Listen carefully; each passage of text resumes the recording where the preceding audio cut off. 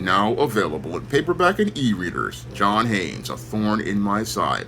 The man who rules the world takes on an agent from the CIA from the Black Boule in this all-new John Haynes series adventure.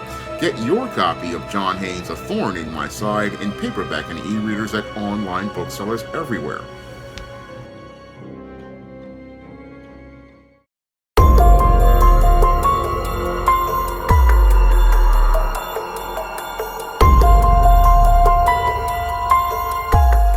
A man shot his co-worker at Corewell Hospital in Detroit.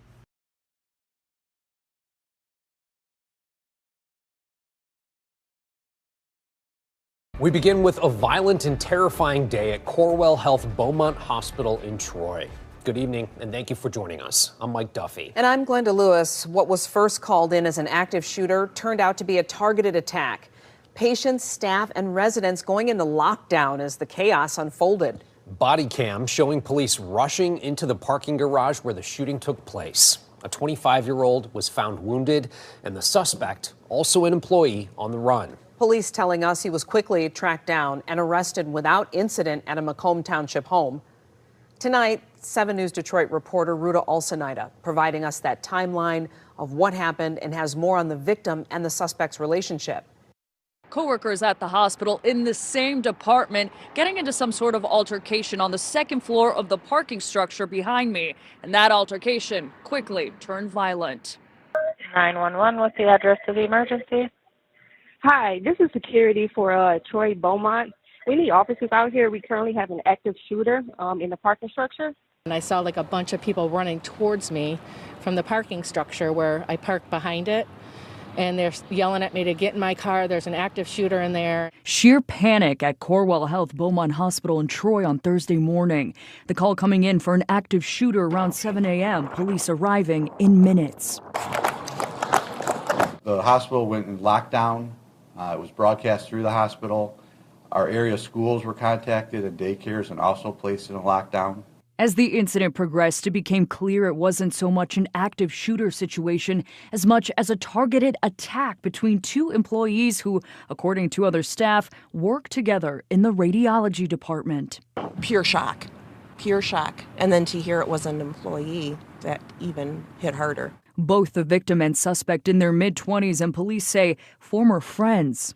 In the very quick investigation we've done this morning, it sounds like there was some kind of falling out recently. At least 5 shots were fired by the suspect, one hitting the victim's arm. The suspect then taking off in a vehicle, arrested less than 3 hours later at a home in Macomb Township. After communicating with the suspect, he did surrender to our SWAT team. But for those few hours in the morning, patients were fearing for their lives. It's just a scary situation. Everyone's at the hospital to get help, and then that happens. And, I mean, how much more helpless can you feel? Staff hiding in rooms, protecting patients, and reaching out to loved ones. I'm still shaking.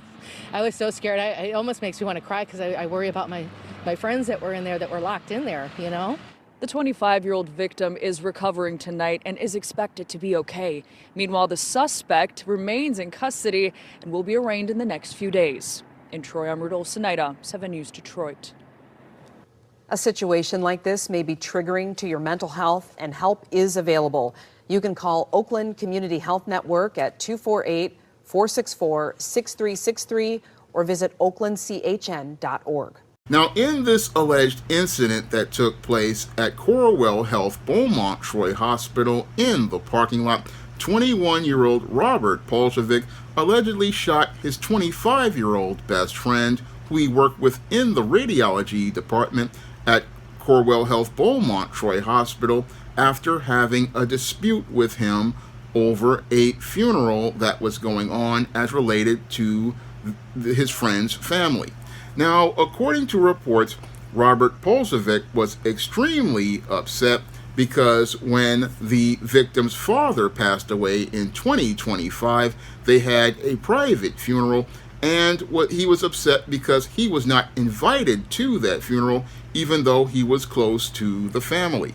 And because he was so upset about not being invited to this funeral, this eventually led to them having an argument on on the Apple software known as FaceTime. And after having this whole argument, Robert Polsovic allegedly threatened the man, and this basically led to the confrontation in the parking lot of Corewell Health Beaumont Troy Hospital at 7 a.m. And the two friends who used to work in the radiology department had an altercation, which led to Robert Polsovic allegedly taking out a firearm and then shooting his friend. And this led to the hospital going on lockdown and Roger Polsovic allegedly fleeing the scene. And he was eventually caught and arrested at his home and taken into custody.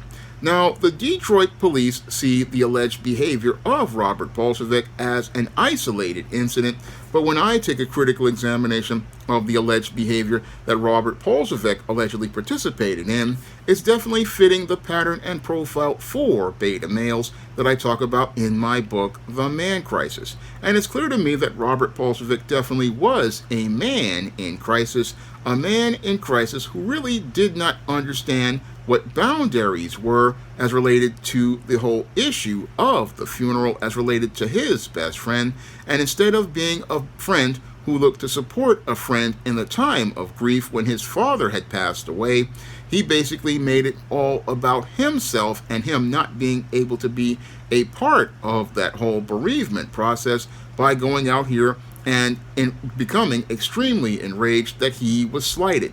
Now, what Robert Polsovic possibly didn't understand is that when it came to this family, the decisions about the funeral were out of his best friend's hands. When it came down to that best friend, he was 25 years old, and the people who were in charge of the funeral were his wife and his mother and other people.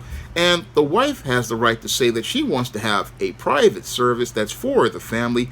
And when it comes down to other people who are close to the family, what they have to do in that situation is respect the feelings of that wife and basically navigate through their emotions, where yes, you may have feelings about being slighted regarding this funeral, but you don't act on those feelings in a way that does harm to people.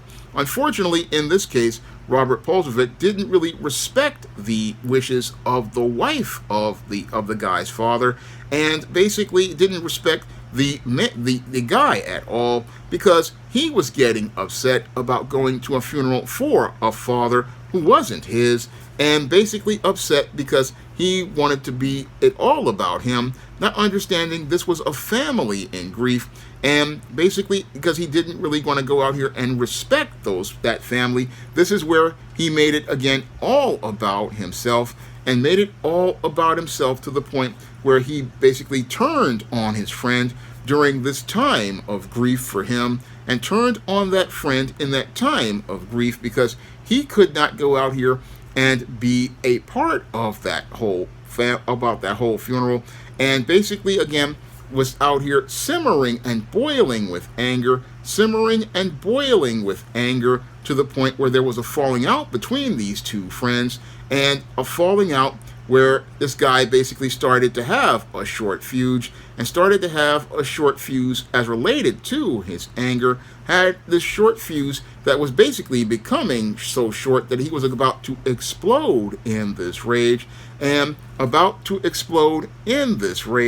regarding this whole situation. And it shows how this person really was not a friend, because friends respect other friends' personal space, and they respect a friend's time as related to sensitive situations like grieving of the passing of a father. But this guy didn't really respect any of that at all.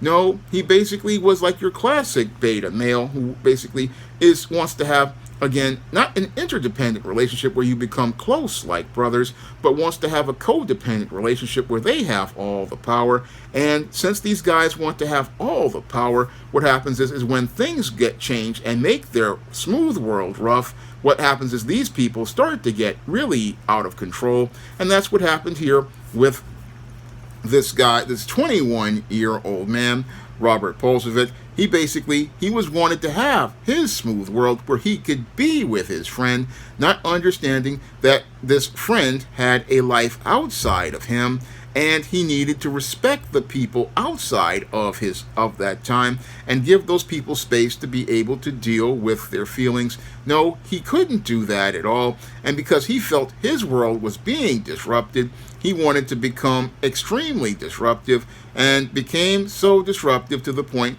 where he was basically, again, just completely becoming more and more out of control, more and more out of control. And this was stated as related to a report in the Detroit News where they talk about how they had he had gone to a birthday party, and this is what led to an argument again with the whole situation. And this basically further escalated as he would again be outside with this guy. He said they would hang out after their shifts, and what happened is this guy would be easygoing for a minute and then would overreact, which is classic beta male behavior.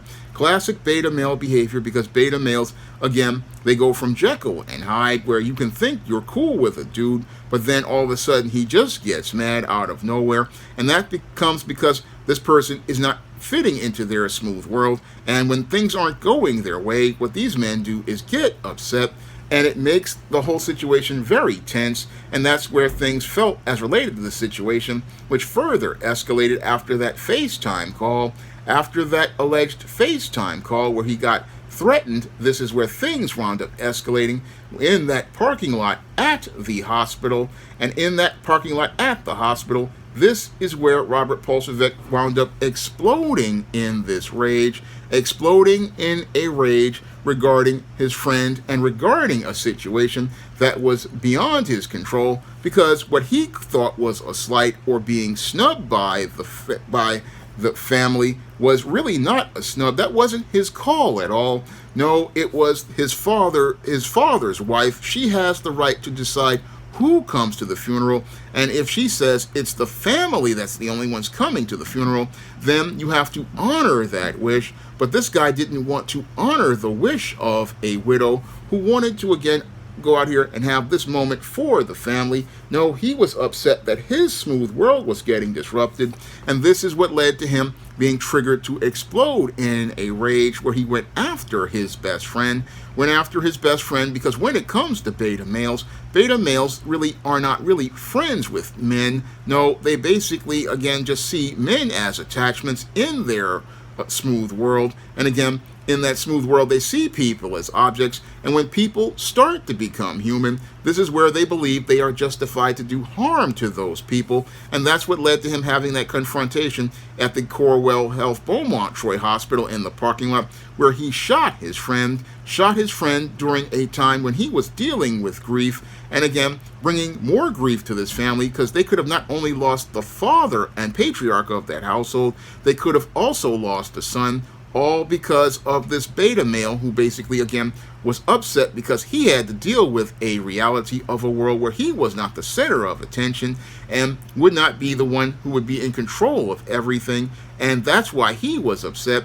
And that's where this guy who was working a good job in the radiology department and had a best friend is now going from being able to have that intangible of freedom to work in that radiology department to winding up working in the county jail, and then if he's convicted, the penitentiary, where he will be under the supervision not of doctors but under the authority of COs, and will have to deal with the social pecking order of Bubba, Tiny, Roscoe, Big Dave, Melvin, and Mr. Sprinkles, and deal with men who, when they become his best friends, will go out here and be so friendly that they are going to go out here and sacrifice intangibles like his dignity and his self-respect, not to mention his front side and backside, as they trade him for Little Debbie snack cakes, ramen noodles, packets of Crystal Light lemonade, packets of Crystal Light tea, Taster's Choice coffee,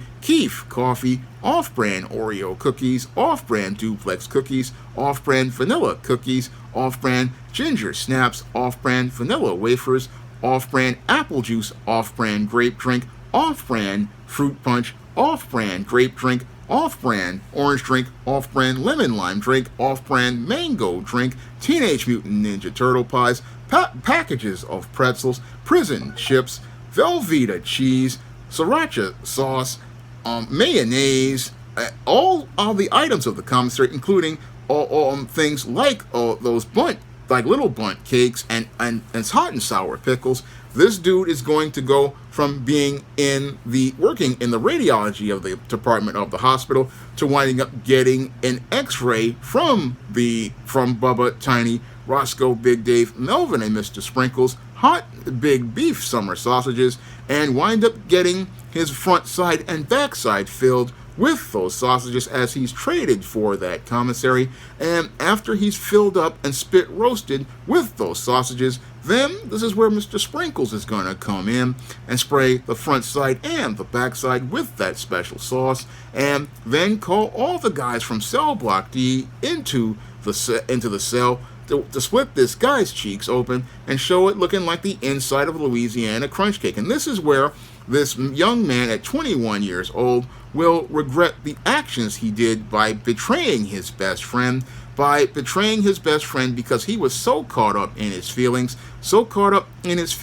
about not being invited to a funeral, that he didn't see that he led to the demise of his own career and basically wound up destroying his own life, because he went from having a good job in the radiology department and having a best friend to hang out with after work to winding up having to hang out in the cell with bunkies like Bubba, Tiny, Roscoe, Big Dave, Melvin, and Mr. Sprinkles, and will have no support from his family. That's the situation this male put himself in, and this situation basically turned this male from a working man to a man in crisis, and shows how fast your life can change if you don't have good self-control and self-discipline, because if you don't have the intangible of male life skills like self-discipline and self-control, you can wind up with your life changing in an instant where you can go from being a free man to a man in crisis in a penitentiary. And that all happens when a boy doesn't get a foundation in an education in male life skills or male survival skills. He winds up going out here not using his critical thinking to understand that the most important intangible is freedom, and you have to preserve your freedom by navigating through your emotions. Yes, it can be a situation where you might feel snubbed, but again, that's really selfish, because a person who's a friend and truly cares for his friend understands, okay, if his father is dead, yeah, he's got to deal with that on his own. If his mother doesn't want to have people at the funeral, that's her right to do that. And your right to do is to give your friend that space to support your friend. That's what men do. Men give other men space. Men respect other men's space. Men respect boundaries that are established by people in a family. Men respect these things, but beta males don't respect these things, and when they don't respect these things, they make a situation where men and women are going through a hard time become that much harder, and instead of them respecting the wishes of another man, they make it all about themselves, and as they make it all about themselves, they go from being men who were doing well and having a good job and living all right to winding up a man in crisis with his whole life, again, falling completely apart and being in a worse situation than the one that they wanted to be a part of. Now, if you want to learn how to identify the behavior of beta males and help a man in your life go from being a man in crisis to a healthy man, you can pick up my book, The Man Crisis, on Amazon.com in paperback and Kindle format. You can also find The Man Crisis at other online booksellers like Draft to Digital, Google Play, Barnes & Noble, and big box retailers like Walmart and Target. And if you'd like to see me make more videos about The Man Crisis, you can drop a donation to the Patreon, the PayPal, or the Cash App by clicking the links in the description box. That's all I have to say for this video. You can comment, rate, and subscribe. Coming to paperback and e-readers, Esteem Season of the Witch Girl. The aspiring angel takes on a wicked teenage witch in this action-packed all-new Esteem series adventure.